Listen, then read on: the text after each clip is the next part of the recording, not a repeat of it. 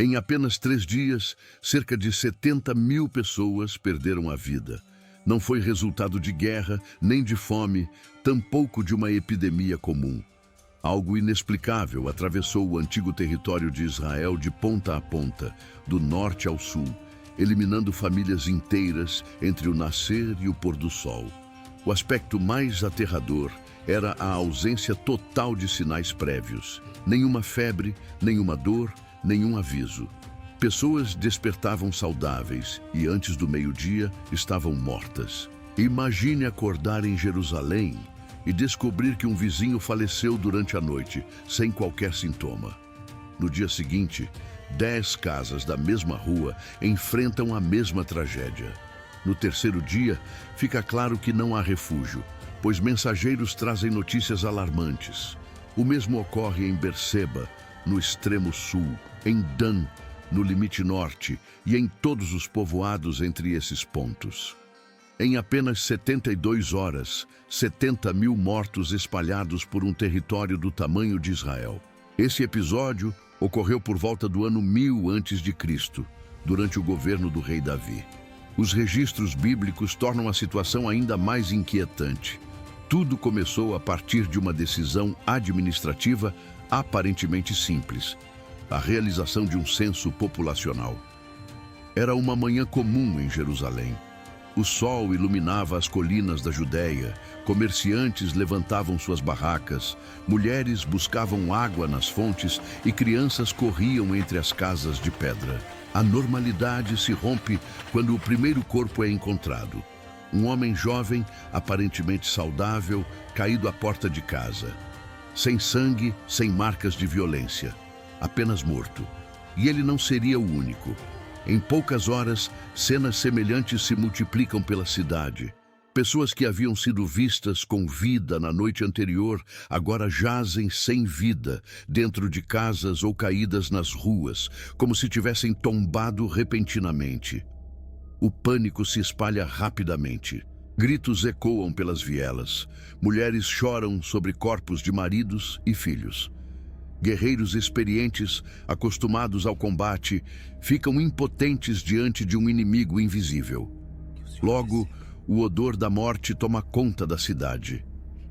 Em uma sociedade sem meios de conservação, os corpos começam a se decompor sob o calor intenso em questão de horas, e são muitos corpos. O que torna esse evento singular é sua total falta de distinção. A morte atinge crianças e idosos, ricos e pobres, soldados fortes e mulheres grávidas. Ninguém é poupado. Alguns tentam fugir, acreditando que o problema se limita a Jerusalém. Mas notícias chegam rapidamente. Berseba, a dezenas de quilômetros ao sul, enfrenta o mesmo horror. Dan, a centenas de quilômetros ao norte, relata centenas de mortos. Vilas intermediárias confirmam a mesma realidade. Fica evidente que não existe lugar seguro. O fenômeno ocorre simultaneamente em todo o território. Antes do meio-dia do primeiro dia, a vida cotidiana para completamente. Mercados ficam desertos, ruas silenciosas, famílias trancadas em suas casas, como se muros de pedra pudessem conter algo que já provou atravessar qualquer barreira. Pessoas cobrem o rosto com tecidos embebidos em perfumes para tentar mascarar o cheiro da decomposição. Homens clamam em oração, fazem promessas. Sacerdotes correm ao tabernáculo para oferecer sacrifícios emergenciais. Nada surte efeito. A cada hora, o número de mortos cresce. Ao final de 3 dias, 70 mil vidas se perdem. Embora, naquele primeiro amanhecer, ninguém soubesse quanto tempo aquilo duraria, qual era a causa ou quem seria o próximo. Para compreender como Israel, então a maior potência regional, chegou a esse ponto, é preciso voltar alguns dias no tempo. A destruição não veio de um inimigo externo nem de uma doença natural, mas como consequência direta de uma decisão do próprio rei Davi. Naquele período, o reino vivia seu auge.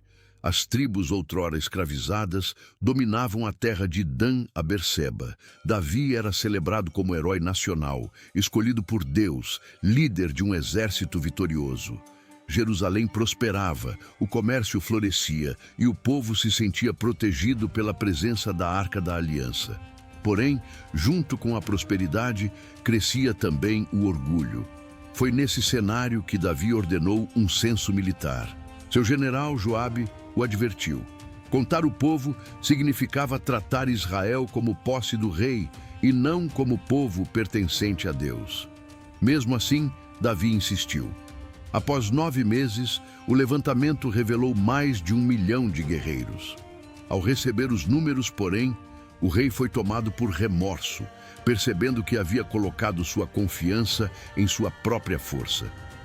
O profeta Gade então apresentou 3 opções de punição divina: fome, guerra ou peste.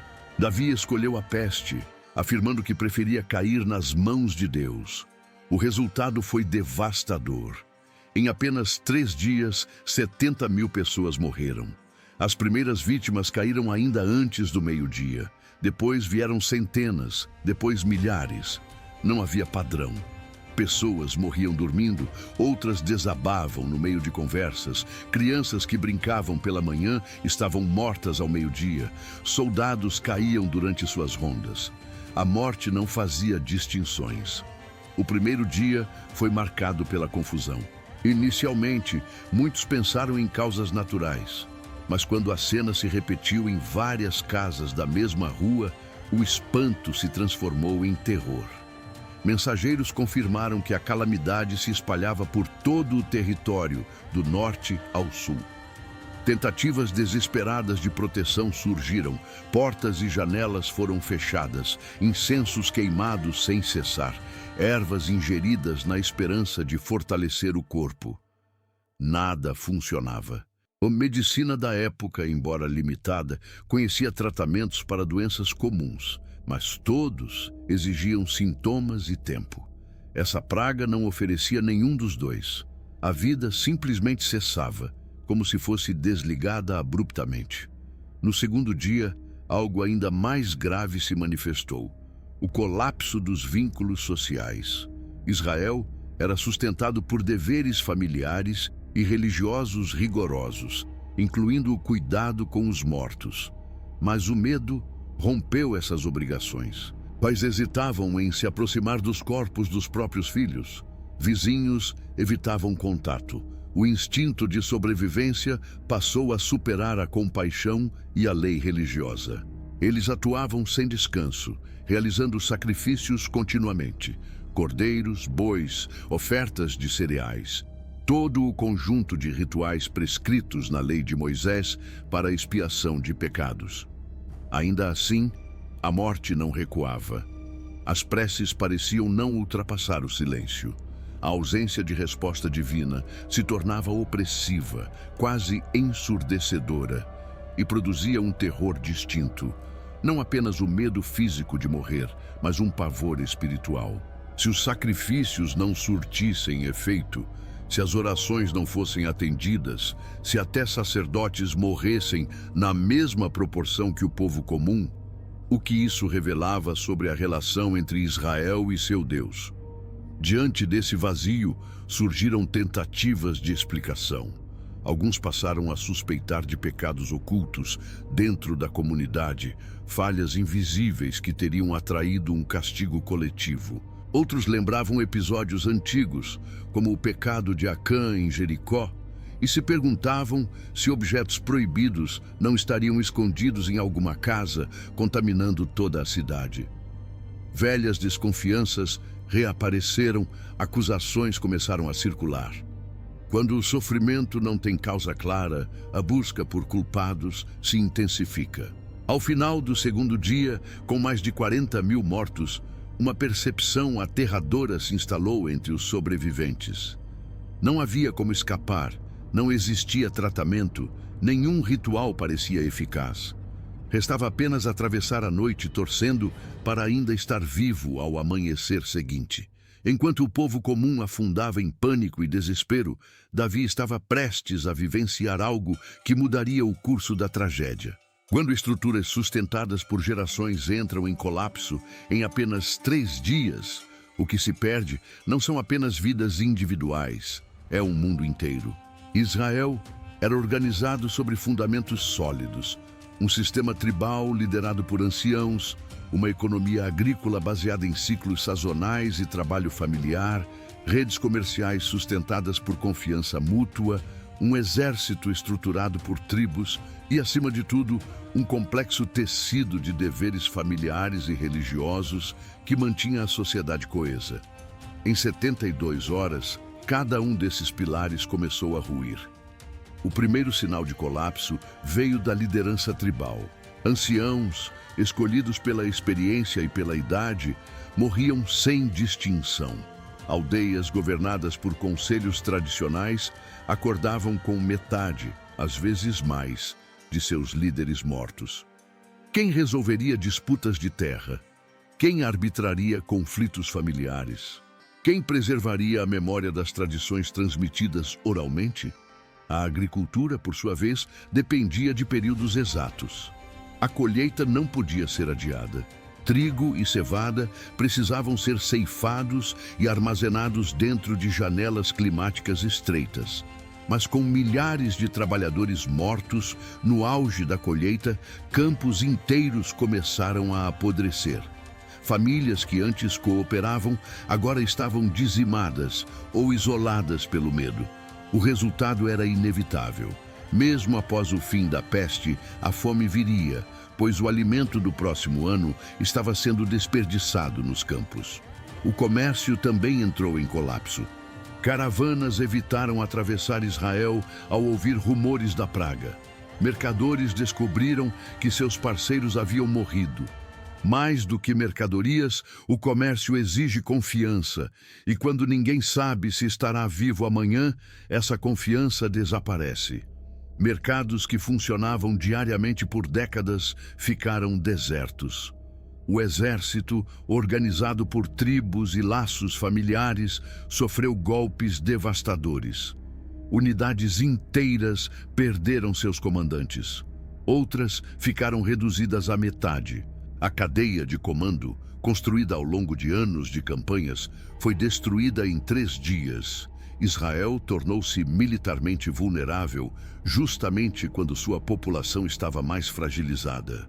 No centro da lei de Moisés estavam as obrigações familiares: honrar pais, cuidar de viúvas e órfãos, resgatar parentes endividados, sepultar os mortos de forma adequada. Eram mandamentos, não sugestões.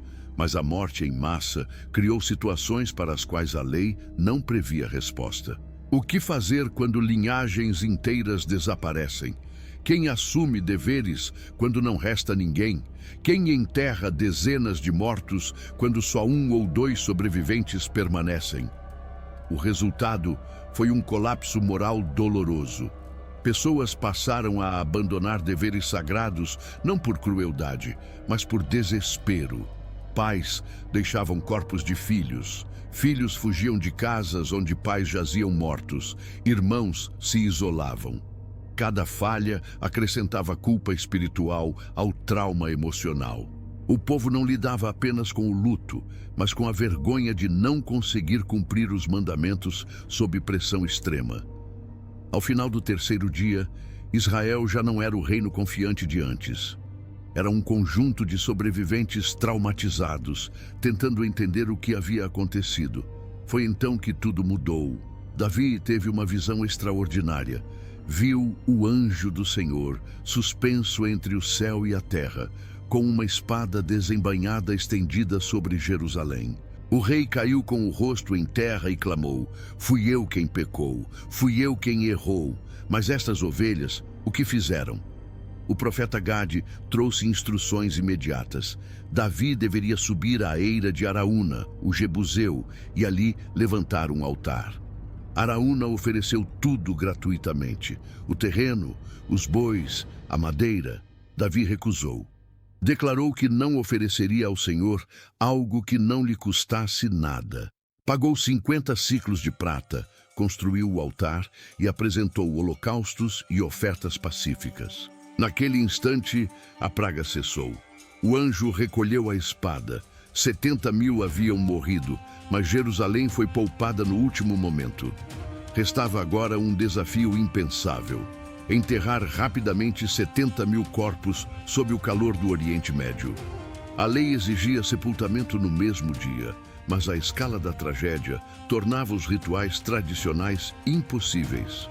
Não havia tempo, tecidos, túmulos ou familiares suficientes.